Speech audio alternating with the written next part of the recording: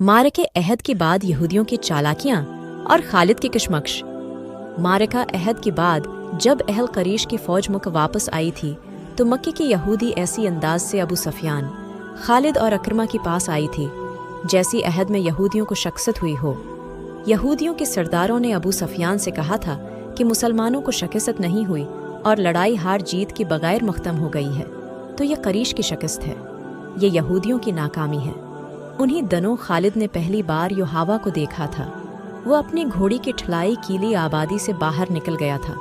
जब वो वापस आ रहा था तो रास्ते में उसे योहादा मिल गई।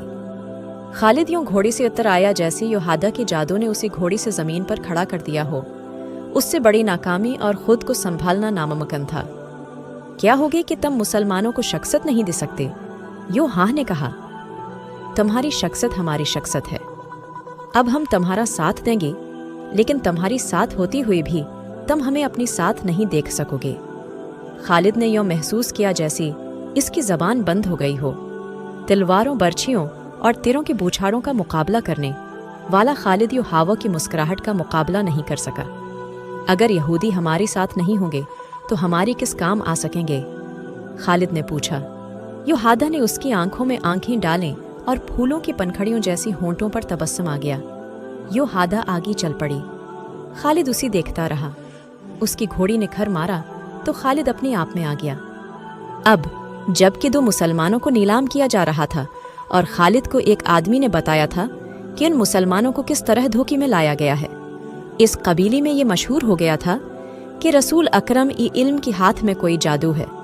यहूदियों ने अपनी ज़मीन दोज कार्रवाइयों के लिए इस कबीले को उसलिए मुंतखब किया था कि वो जंगजो कबीला था।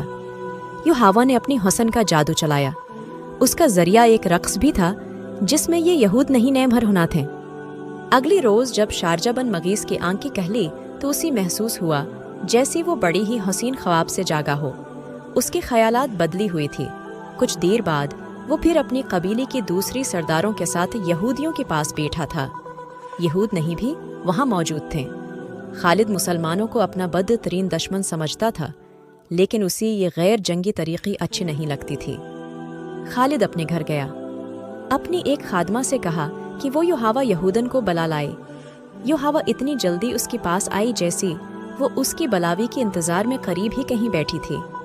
लेकिन उसे ये भी मालूम था कि यहूदियों की दोस्ती में जहाँ मुसलमानों की दुश्मनी है वहाँ उनकी अपनी मफादात भी हैं।